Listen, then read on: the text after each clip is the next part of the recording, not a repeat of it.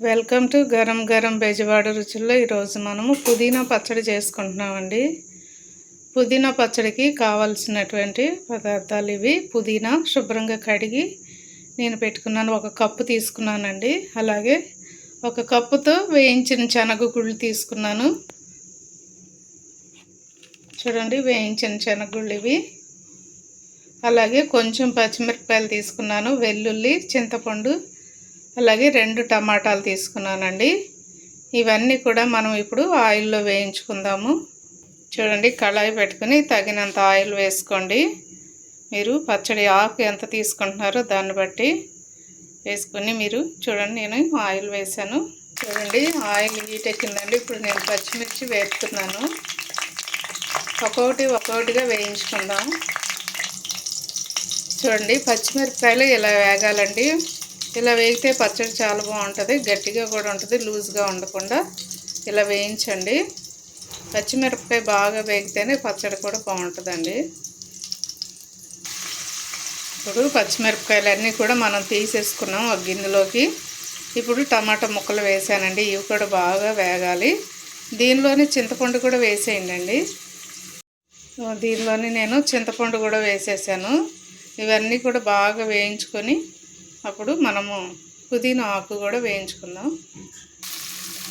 చూడండి, టమాటా కూడా ఇలా బాగా వేగిపోవాలండి. చింతపండును టమాటా బాగా ఉడికిపోయింది. ఇప్పుడు దీన్ని కూడా ఒక గిన్నెలోకి తీసేస్తున్నాను నేను. చూడండి, ఆయిల్ చాలకపోతే కనుక కొంచెం ఆయిల్ వేసుకోండి. ఇప్పుడు మనం పుదీనా ఆకు వేయించుకుందామండి. చూడండి, పుదీనా వేసుకున్నాం. ఇప్పుడు మనం దీన్ని కూడా కొంచెం బాగా వేయించుకొని అప్పుడు పచ్చడి నూరుకుందామండి. చూడండి, పుదీనా కూడా ఇలా వేగిపోవాలండి. చక్కగా ఎక్కడ పచ్చి లేకుండా చక్కగా ఇలా వేయించేసుకోండి ఆయిల్లో. చూసారా, చక్కగా వేగిపోయింది కదండి. ఇప్పుడు నేను స్టవ్ కట్టేస్తున్నాను. పచ్చడి నూరుకుందాం. చూడండి, ఇప్పుడు మొదటిగా మనము నూరుకుంటున్నామండి పచ్చడి. పచ్చిమిర్చి వేస్తున్నాను నేను. అక్కడ వేయించి పెట్టుకున్నాం కదా, ఆ పచ్చిమిర్చి వేస్తున్నాను. 1 స్పూను సాల్ట్ వేస్తున్నానండి. జీలకర్ర వేస్తున్నానండి. ఇప్పుడు ఇవన్నీ కూడా మెత్తగా నూరేసుకుందాం. చూడండి, ముందుగా వేయించి పెట్టిన శనగగుళ్ళు వేసేస్తున్నానండి.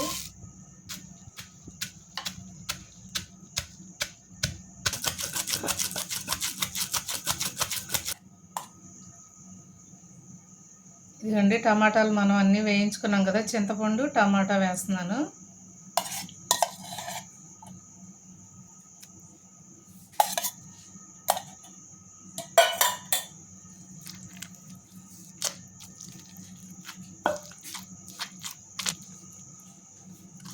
ఇది కొంచెం స్లోగా అనండి ఫస్ట్ స్టార్టింగ్, ఎందుకంటే కళ్ళల్లో పడుతుంది.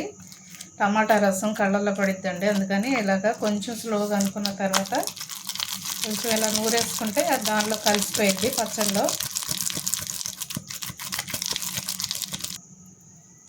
చూడండి, మనం ముందుగా వేయించి పెట్టుకున్న పుదీనా కూడా వేసేస్తున్నానండి. ఈ పుదీనా కూడా కొంచెం స్లోగానే నూరుకోండి. దీని నిండా ఆయిల్ ఉంటుంది కదా.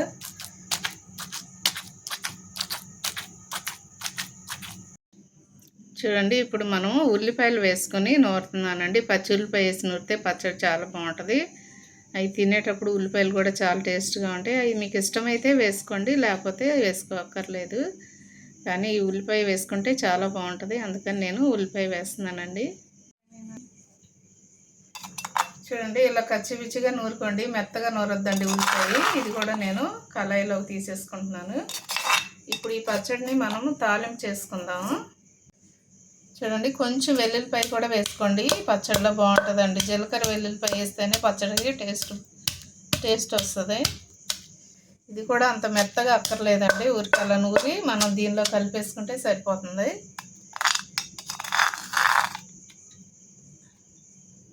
కళాయి పెట్టుకున్నామండి. కళాయి హీట్ ఎక్కింది. ఇప్పుడు కొంచెం ఆయిల్ వేస్తున్నాను పచ్చడి తాలింపు చేసుకోవడానికి. మనం కొంచెం అయితే చాలండి. ఇందాక వేయించుకున్నప్పుడు ఆయిల్ ఉంది కదా, అందుకని నేను కొంచెమే వేసాను.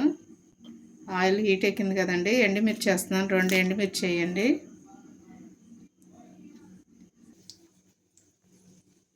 అండి లైట్గా జీలకర్ర వేస్తున్నానండి. అలాగే కొంచెం పచ్చిశనగపప్పు వేస్తున్నాను, కొంచెం ఆవాలు వేస్తున్నానండి. ఇవి కొంచెం దోరగా వేగాలండి. కొంచెం 2 రెబ్బలు కరివేపాకు వేస్తున్నానండి.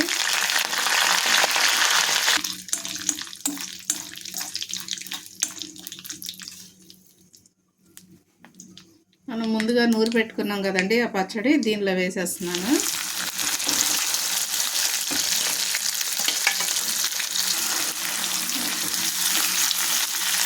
ఈ ఆయిల్ అంతా కూడా ఈ పచ్చడికి పట్టేటట్టు కలిపేసుకోండి.